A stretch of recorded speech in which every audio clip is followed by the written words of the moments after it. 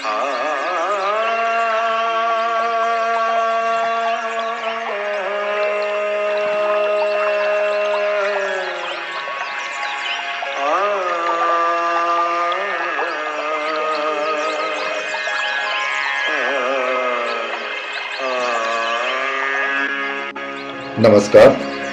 सर्वांचं स्वागत. संगीत समाधी भाग 17. लेखक ब्रह्मलीन योगीराज मनोहर हरकरे. भगवान शिवाचे दर्शन व त्यांची साधना तसेच अप्सराभोग कल्पना की सत्य हे आपण या भागात पाहणार आहोत. लेखक या भागात सांगतात की भगवान शिवाचे तत्व म्हणजे आपतत्व अर्थात शुभ्र तत्व. खर्ज साधनेने आपतत्वाची अनुभूती येऊ शकते. आपतत्वाची आराध्य देवता म्हणजे भगवान शंकर हे शुभ्र असतात, पूर्ण शुभ्र. त्यांची पत्नी गौरी म्हणजे पार्वती सुद्धा शुभ्र असते. हिमालय सुद्धा शुभ्र असतो. शंख, नंदी, गंगा आणि चंद्र संपूर्ण शुभ्र शुभ्र, सारे शुभ्र कांतिमान विश्व. भगवान शंकर संगीताचे आदिदैवत मानल्या गेले आहेत. भगवान शंकरांनी आपल्या मुखातून 5 स्वर दिले तर पार्वतीने 6वा स्वर दिला असेही शास्त्रात वर्णन मिळते. स्वरांचा आद्य स्वर म्हणजे षड्ज अर्थात सा हा सुद्धा शुभ्रच असतो असे अनुभवाती वर्णन मिळते. भगवान शंकराचे साक्षात दर्शन घेण्यासाठी जी साधना आहे ती साधना म्हणजे खर्ज साधना. ही खर्ज साधना गायकाने कशी करावी, केव्हा करावी, किती वेळ करावी व 7 योग चक्रांपैकी कुठल्या चक्रावर ध्यान करावे हे सर्व अतिशय शास्त्रशुद्ध पद्धतीने लेखकाने यात सांगितले आहे. भगवान शंकरांचे मंगलमय दर्शन होताना काय दिव्य अनुभव येतात ते या पुस्तकात वाचण्यासारखे आहे.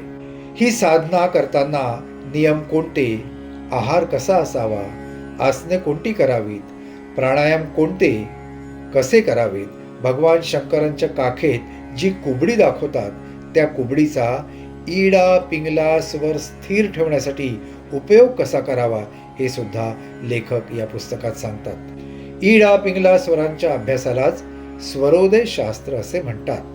हा अभ्यास झाल्यावर हळूहळू स्वरांचे रंग दिसू लागतात आणि तो अभ्यास कसा करायचा हे लेखकाने पुस्तकात सांगितले आहे. हा अभ्यास झाल्यानंतर स्वरांचा स्पर्श कळू लागतो, स्वरांची चव कळू लागते, स्वरांचा गंध कळतो. स्वरांचा गंध इत्यादी संपूर्ण पंचगुण कळल्यावर वारंवार चंद्रदर्शन होते, अनाहत नाद ऐकू येतात, शंखनाद येतो आणि एका मंगल समयी साक्षात शिवाचे मंगलमय दर्शन होते. मंगलमय दर्शन अतिशय सुंदर दर्शन, शुभ्र दर्शन, कर्पूर गौर शिव भगवान शिव.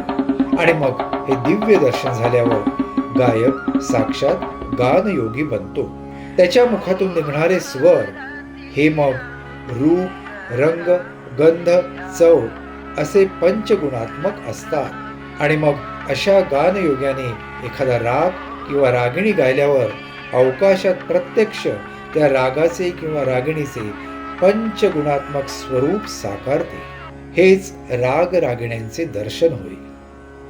देवी सरस्वतीचे शुभ्र जगतातील दर्शन सुद्धा होते आणि साधक एका अनुपम आनंदात असतो. याचे वर्णन फक्त सुखम आत्यंतिकम असे लेखक करतात. आणि मग यानंतर गान साधकाला गंधर्व अप्सरांचे सुंदर दर्शनही होते.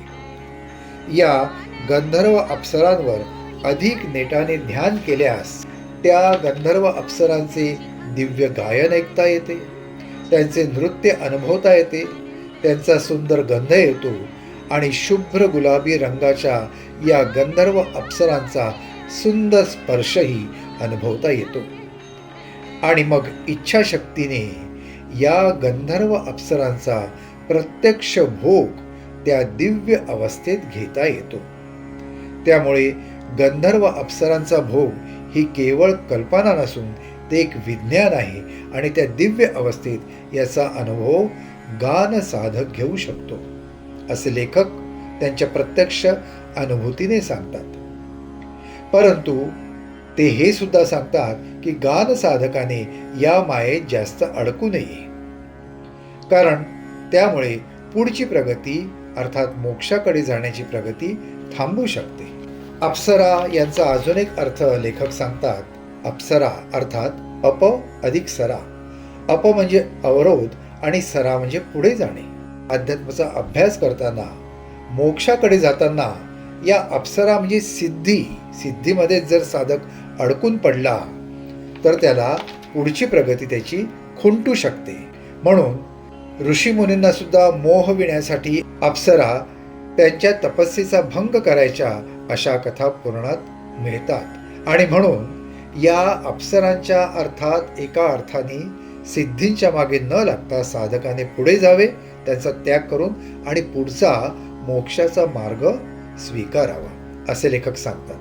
परंतु असे जरी असले तरी गंधर्व अप्सरा हा प्रत्यक्ष अनुभव त्या अवस्थेत गेल्यानंतर अर्थात आपतत्वाच्या अवस्थेत गेल्यानंतर गान साधकाला, योग साधकाला येतोच असा साधकाचा आणि लेखकाचा अनुभव आहे.